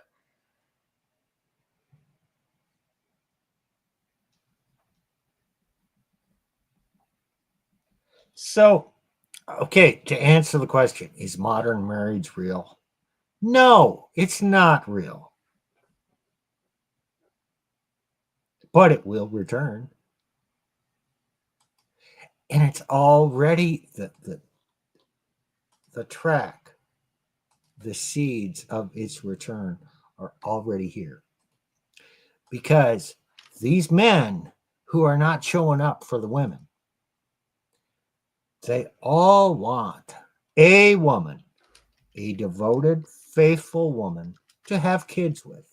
Mm-hmm. They do not want a run through 304. They don't want an entitled woman. They want a disciplined woman. Okay, so, if you're not one of those, sorry, you're just not going to happen. So women don't think ahead. They react to what's going on. And it takes time. So the fact that modern 30, 40-year-old women don't have options. The 12, 15, 16, 20-year-old women are affected, and they get the data from these older women, and they're saying, holy shit, that sucks. I guess I better not do what you're doing. Because women want a man, and women are pliable. They react. They take in. The behavior of women will change. Of future women. The existing older women, the post-wall women, okay, lost cause, not going to change. Mm-hmm. But in general, women do change to reflect the new paradigm, the culture, and it will change. It just takes way, way longer It than does take way anybody longer. wants it to take. Yeah. So there may be no solution. Okay, I'm 63. Probably, well, definitely I'm not going to have any more kids. Probably I'm not going to find a good woman. Maybe I will. Who knows? If you're 40, you know what? You could be in the same position.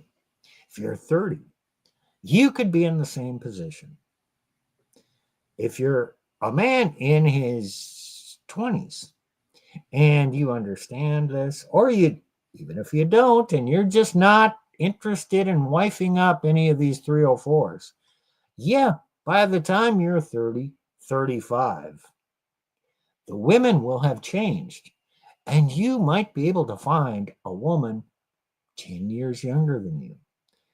As long as you're reasonably well established, meaning you have skills. It's not your income, it's your skills and your overall competency and confidence. Mm-hmm. In 10 years, things are going to be so different than they are right now. Yeah. I mean, you won't believe it. But look back 10 years. Were things vastly different 10 years ago? Was this a crisis 10 years ago? Has it gotten dramatically worse? Well, maybe it'll get dramatically worse in the next 10 years. Or maybe things will peak and move dramatically back in the other direction. But I will tell you, they're going to be just different in ways you cannot imagine in 10 years. Yeah. Look, even within the previous 3 to 4 years, it's changed a little bit.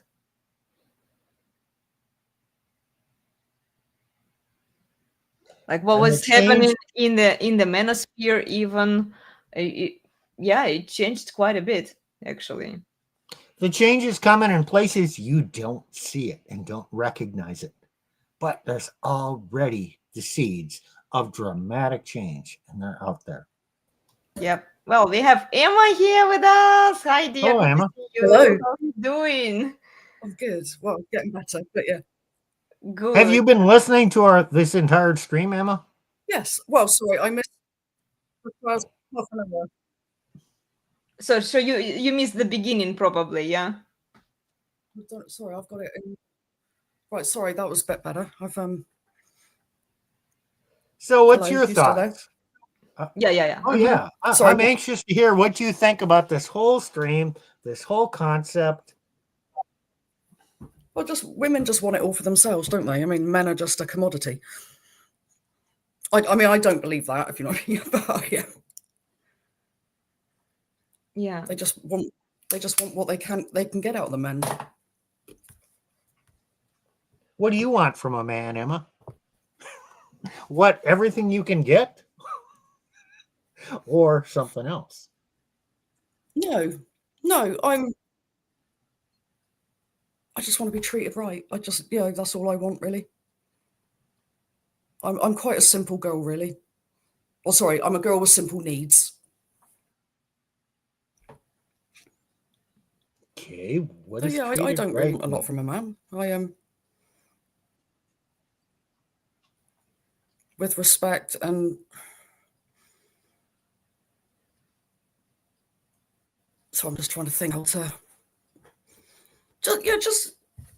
just be treated like a decent human being, not, I mean, I give my all to men, when I've got one. But Okay. I don't, I'm not out for what I can get from them. I just, I suppose I want a best friend in a way, if you know what I mean. A venture buddy, that kind of. Okay, so let me poke at that a little bit. Women always say they want a man that respects them. What does that mean? I mean, if you go to Ephesians 5, women are supposed to respect men. Men are supposed to love women. And love her as Christ loved the church, which means laying down his life for her. So if a man is dominant, tells you what to do, loves you, and provides security in a safe place, listens to you when you vent, but doesn't necessarily agree with you or decide everything your way, kind of once in a while tells you what to do. Is he respecting you? Is that a man you would want, or do you want something else? No, I'd be down with that, really. I've had some. She's a pretty reasonable. I've had boyfriends that have been less than good men, shall I say? No, I will leave that. Yeah, leave the details. Yeah, I mean, I just men that are going to be like those, if you know what I mean. It's but I mean, it's reciprocated. What that I give my all, and I treat them decently, and I respect them and love them. So when it works, it works. Yeah, I always said I was a bit of a 50s housewife when I'm in a good relationship. Those are good answers. But you've also provided an example of, okay, I provided concrete things. Okay, this is what a man does. She says, I want a man who respects me. Okay, don't let the women define your reality. Don't try and be the man to meet the things that she says. Just be the good man that you want to be and see if she follows. And don't be a cruel man. And you know what? Don't look to her for direction of what kind of man you should be. It'll probably work. And just because she can't articulate things, okay, no woman can really articulate what she wants in a way that a man can understand. So, big deal. It doesn't help when you're neurodivergent either. Can never find my words right. Yeah, I sometimes. I think one thing that's important as well, that a man has his own life as well. If you know what I mean, there's so many men out there that don't have any interests or hobbies, and you just end up codependent on each, and it's not healthy. A man should have his own interests and his own life as well. Yeah. So would you mind if he had some time with his boys, going out, doing some manly things? No, like I'm a girl that likes my space. Okay. No, yeah, like see, like so many women, they would be like, oh, but like, what is he doing? Is he cheating on me? I have to go with, because I have to watch every single step that he is doing. I mean, if I knew that he was, I mean, as long as he wasn't whoring around, I mean, then. But yeah, I've got no problem if he was with his friend, having boys' night out, or. Yeah. I mean, trust is a big thing, so yeah, that should be a given, really, in any relationship, but in the world we're in. Okay, the deal here says he has no hobbies. Well, for men, a lot of men they bury themselves with work, and like, yeah, maybe they hang out with their guys. It's like my I husband mean, my doesn't. experience, if you work hard, you party hard as well. So, it's that kind of goes hand in hand. Yeah, well, like if you can occupy yourself or while your man is working and doing other things, I think that could be helpful. Yeah, it's okay. Like, look, Steve, I don't know. What do you think when a man has no hobbies? Do you have a lot of hobbies, Steve? Well, I know you love fixing shoes, right? You do, and we did an episode on the resurgence. You guys did an episode on the resurgence of sanity YouTube channel a long time ago about shoes. I'm the kind of person, I come up with a hobby Hmm. and then I just kind of focus on it for a couple of years and learn a lot about it and how to do it well. And okay, shoes, yeah, that's what I'm doing now. Prior to that, a few years ago, I was into old cast iron pans. Oh, wow. What were you doing with them? So use them, restore them. You get an old cast iron skillet and it looks just ugly, coated with black crap on the outside. And I know how to clean them, restore them, re-season them.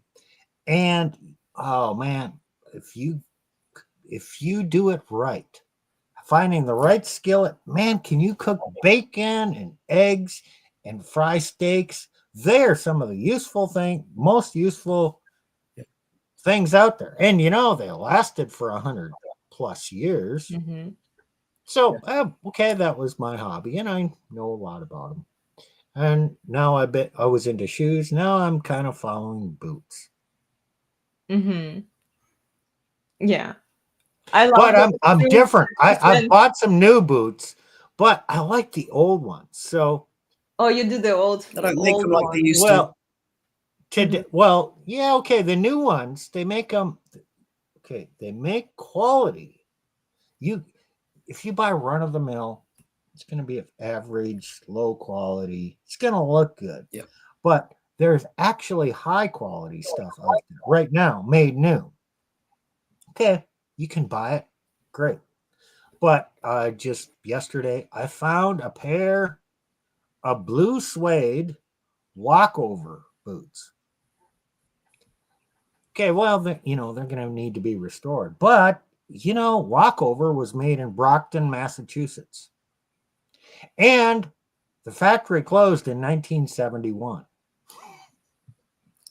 Okay, I'm a little bit weird, but I'm going to get these. Yeah, okay, they're going to need to be sent off and be redone. But you know what? It'll be worth it. I might be the only guy out there wearing blue suede shoes made 55 years ago. Okay, I'm weird. Okay, I don't think women will disqualify me for my weird hobby.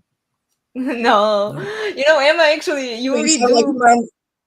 You Go on. fix clothes, right? You adjust clothes. She's a good seamstress. Oh, right. You saw. Yeah, I had some questions. Right. I did sign up for the course, but I didn't get a chance to get back to it. The sewing course, and then she showed me some of the pieces that she makes, and then she can adjust pretty much anything. Right. I altered this actually. That this is a skeleton onesie, and it was. I've had to take it up about 4 inches. And I mean, because it's got a pattern on it, I couldn't do it the normal way, so I've had to do it from the shoulders. And I mean, I had to So we mixed deconstruct it up. this whole thing and then Deconstruct. it and put it back together. What an English thing to do. What do you mean? Because if you know that the textile industry first became really popular in England, textiles was what the English did very well. Yeah. and shoemaking. And they still have some shoemaking. Yeah. I got a great pair. I'll have to show them to you.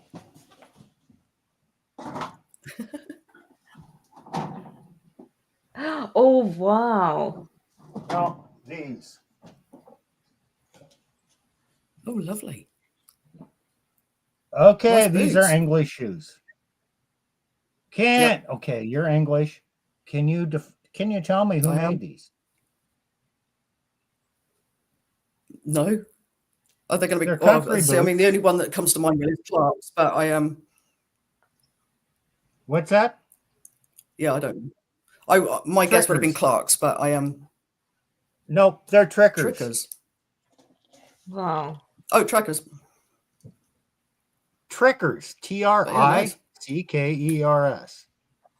The oldest shoemaker in England. I think they started in 1829. They still make shoes in Northampton, which is where all the best shoes are made in England. Mm-hmm. Okay, well, yeah. Retail for $800. What's that? £1,000? I got them half price, No, so I still less. paid a lot of Pounds money is for less. them. Pounds is less. Wow. It used to be Yeah. the most expensive It's currency. pounds, pounds to $10. How many? When I've paid like $10, I usually pay around £7.70, something like that. Yeah. Oh, you're right. The pound is a little bit more, so I guess they'd be. Well, yeah. 1,000 pounds So is yeah, about probably about $800. against. Yep. Right. No, $800 would be like 600 pounds. Yeah, you're right. It'd be that way. Yeah. So they're still damn expensive. Well, I got them half price. They're still damn expensive. Mhm. But okay, Mhm. we're gonna do a stream on Wednesday on the Resurgence called "The Facade of Quality." Mm-hmm. So everything that you buy in the store has a facade of quality. You think, oh man, this thing looks good. Yeah, that's superficial. Mm-hmm. But in our modern world, the quality of craftsmanship is still available and it's out there. You Mm-hmm. got to find it and you can still buy it. It's going to cost you more, but it's a different way of looking at things. So you're not going to get high quality at cheap prices. It's never been that way. Yeah.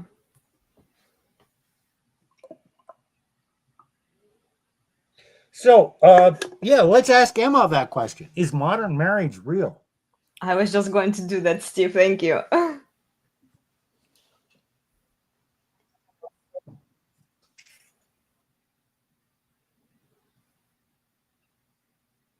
Okay. Are we losing you? No, is it? No, I don't think it is. The internet connection must be a little wonky there. I mean, people, they apparently get married for love and everything. I know people that have got married, and when they split up, they were like, "Oh, we didn't expect to stay together forever." And I think, well, why did you get married then? You're just making a mockery of it all. So, are you saying, Emma, that a lot of people enter the relationship with the idea that they are already going to break up in case something They're goes wrong? deluded.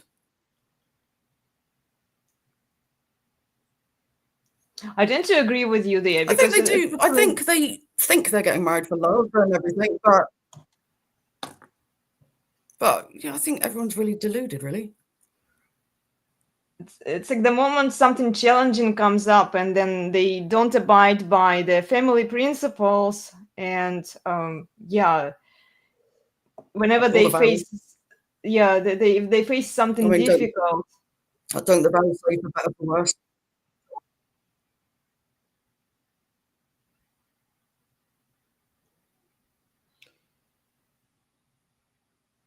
Man, you guys froze. Is it my connection? I'm still here. Okay, so Mhm. I don't know. I think mine's been a bit laggy as well.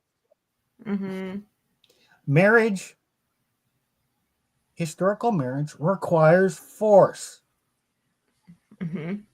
Force on men and force on women. You take an oath. You say, this is what I will do, or else. We forget about the or else. An oath under God means basically, I'm swearing that I will do this on penalty of my salvation.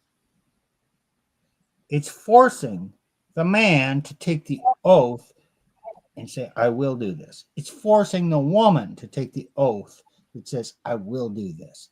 And the force of the oath keeps them together and forces them to stay together so they can work out their differences. Okay, Steve, how realistic is it going to be when we say that women's words mean nothing? Well, she can promise you things based on what we know. Emma, don't take it personally. Based on what we know from female nature, I'm not like she will be like, okay, I'm going to be loyal to you today, right? Okay. Not in the future, but without also our society placing standards and boundaries on female behavior, and we are okay with calling out men, right? And we've talked about it earlier in the live stream where my husband was still with us, where our society holds men to higher standards, but through the government, through the institutions, right? And then women also nagging them to do the right thing, right? But nobody is calling out women, and I mean, like, not just verbally calling out, but there are no real consequences for women. So she can still leave him, she can break your marriage, she can break your vows, she can break your oath to him, and what else is going to happen there? So you asked that question and then you gave the answer. I And then don't at the realize I end, do you say, what sometimes. else is going to happen? Not good. You gave the answer. Men are obligated, women are not. How's that going to work out? Not good. Mm-hmm. Yeah, well, the woman should be obligated. I agree with Emma. And you need the force of the father, the family, society, the legal system to force her to stay and work it out. Yes. Because there were no, okay, both Or if my, them, if she, well, especially the second divorce, there was nothing that happened that was so serious that a little bit of honesty and discussion couldn't have been worked out. But it was ugly Mm-hmm. because there was no force sorry, if applied by I keep society, jumping, the it's I've got church, or fireworks anything. going off. Oh, no worries, Emma. Don't worry. Okay. Yeah, women are not being forced to stay in their marriages, and we see it everywhere in all institutions and simps on social media and content creators who validate these views of reformed public wars. Like, okay, everyone is supporting women leaving their men. Everyone, because and I don't mean like person by person on individual basis, but as a whole, okay, in general. Like, she feels unhappy with him. Where does she go? On social media to meet like-minded people who will worship her, who will pedestalize her, tell her what she wants to hear, how worthy she is, how disgusting her husband is, and then, yeah, make her feel like a princess, that she deserves this princess treatment. Like, no restrictions, nothing. Like, okay, lady, you have this problem with your husband, you chose your man, go work it out with him. No, you can't just go out and divorce him and take his kids away from him. The restraint needs to happen to women for their own good, for the future good of our society, for the future good of our children. Yeah, eventually. In the meantime, since women are not restrained and not disciplined, don't have self discipline. because they have not been disciplined. They won't accept the answer of, no, you can't do that. They Mhm. won't accept it. Therefore, what are men doing? Saying, I want nothing to do To do with with women this. who Yeah. can't take no for an answer. So those women will end up with the consequences of their actions. And Mhm. women coming after will say, well, shit, that didn't work out so good. I don't want that outcome, so I'm going to choose differently. Yeah. So the And then solution when they is in walk the away, they works. also realize how good they had it. What? Sorry, Yeah. dear, we couldn't hear you. What did you say? Sorry. When they walk away, they realize how good they had it, and how much the man was providing for them. Exactly. They won't realize it until they lose it, Emma. Usually, this is how it goes. They have to lose something good in order to realize. Yeah. There are so many women who actually regret divorcing their husbands, and we've talked about it earlier. But I think you guys, Steve, I think it was you who told me, or maybe my husband, who told me that they are regretting the consequences of divorce, not actually divorcing the man. Yeah. Yes, because they don't get the benefits from that man anymore, and nobody's taking care of them. So what they want is to be taken care of, and yeah, they trashed it. They The princesses can't have their cake and eat it. exactly, yeah, they destroy their own families. They destroy their own families. And there is one simp who is worshiping women, and I've been calling him out. He truly believes that he's helping both. I don't know, Emma, did you see those stories that I've been sharing on Instagram, guys? It's hilarious. He really believes. I think I saw one of them, but I'm trying to stay off my phone at the moment. I'm locking Yeah, my that's apps okay. at the Don't moment. worry. Yeah, that's fine. Well, anyway, guys, you can check my stories I do share and call out bullshit on social media. Um, there was one guy. He believes that he's helping both men and women by only shaming men into compliance for the entitled delusional women. And he doesn't even, I know that he on a deeper level he knows what he's doing. I know he's not stupid, but like he does it intentionally. I think he does it on purpose, because if you look into the comment section, it's mostly women like, yeah, so true, oh my gosh, it resonates with me so much. Well, okay. We got a problem. Women go with what they want to hear. Men and women are not getting married. Mhm. Women are complaining. There are two solutions. Change the men, change the women. Okay, just take your pick.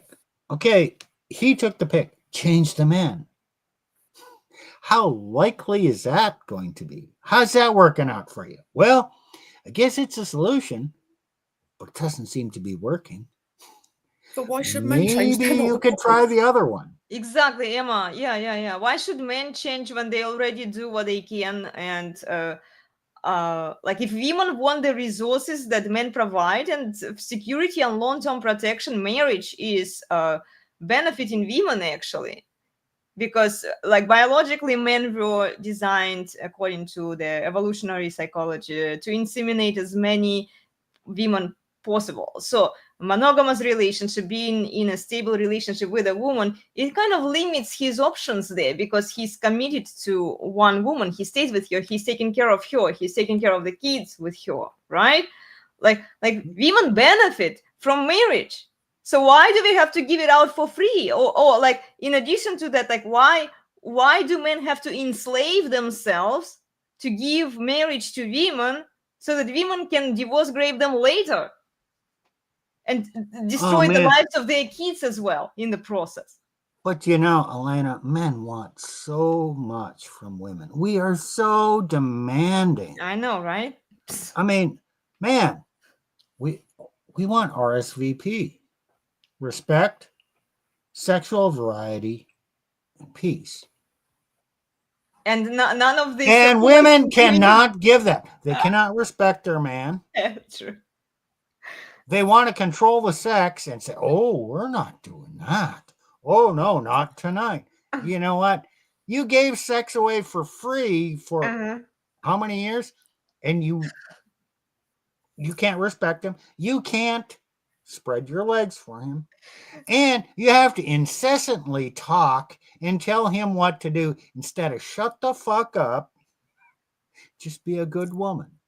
So how hard is this? You know what? You It's master not those hard, three but do you things, remember? you're going to have a man. If you can't master those things, men are going to say, you're not worth it. Hold on, my microphone is glitching here. Do you also remember that last week we talked about whether women can actually bring peace? I know that men want peace, but women and peace, they don't necessarily agree with one another, right? And then respect. A woman cannot respect a Yeah. man who is worshiping and pedestalizing her. It's just against the law of nature, right? So if he is serving her, if he's her slave, if he gives up his frame, which is very easy to do, by the way, in the current system, because men know that they give up their rights and freedom the moment they marry the woman. So yeah, all of those things, peace, then respect, and even sexual desire that she has for him, it doesn't come from her like naturally, it still Right. depends a lot That's on true. him. He has to have the dominance Mm-hmm. to say, no, what you just did there, that's not respecting me. I'm not putting up with that. And then she will probably conform. No, you're not going to say no. This is what I expect in the bedroom. This is what I want. Or I'm out of here. She can choose. And peace. You know what? We talked about this. I made up my mind. I made the decision. I took your viewpoint into account. And now just shut up. Yeah. This is what we're going to do. And now she can choose to be belligerent and rebellious to what he just said. Or she can go along with it. But he leads the way into saying, this is all you got to do. I got it under control.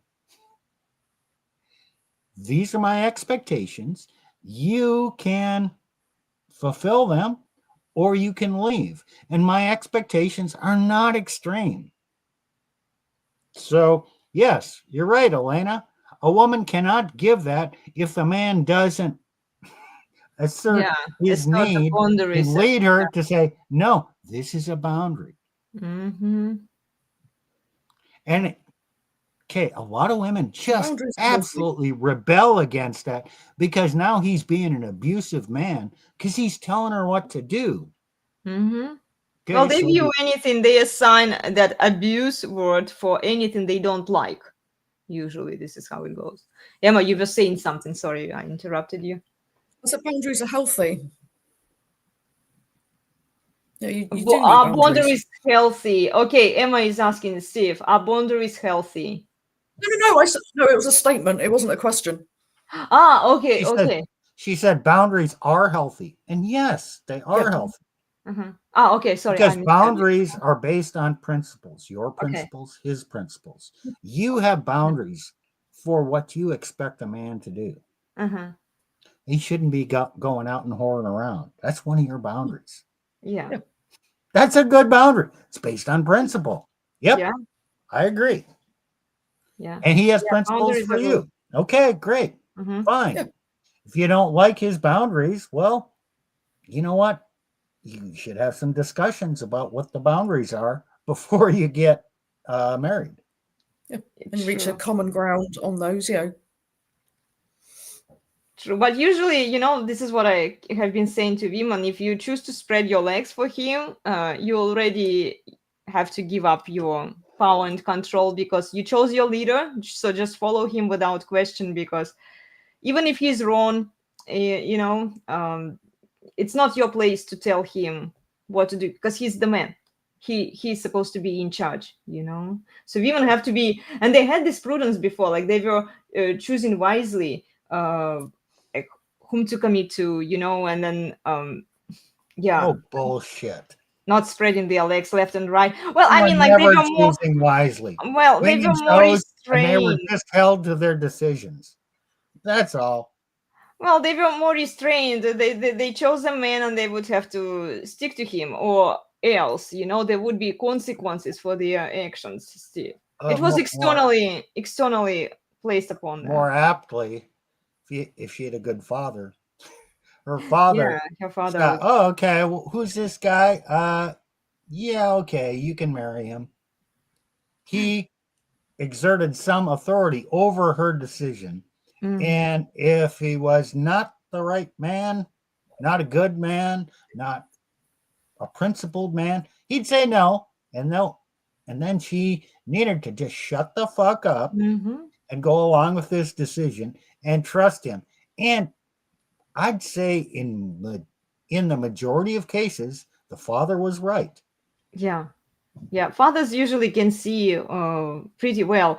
There was one. Okay, I want to talk to you guys, not today. We will have Emma back on.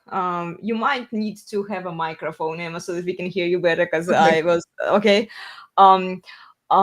We will talk about children and social media, or children on social media, and we've talked about it earlier a few years ago with the yoga community. And then we will revisit this topic at some point. Okay, next week we have a special guest with us. We have Donovan Sharp, and we will look into the crazy videos of lawyers, and it will be a fun live stream. It's always a pleasure to have Donovan Sharp on.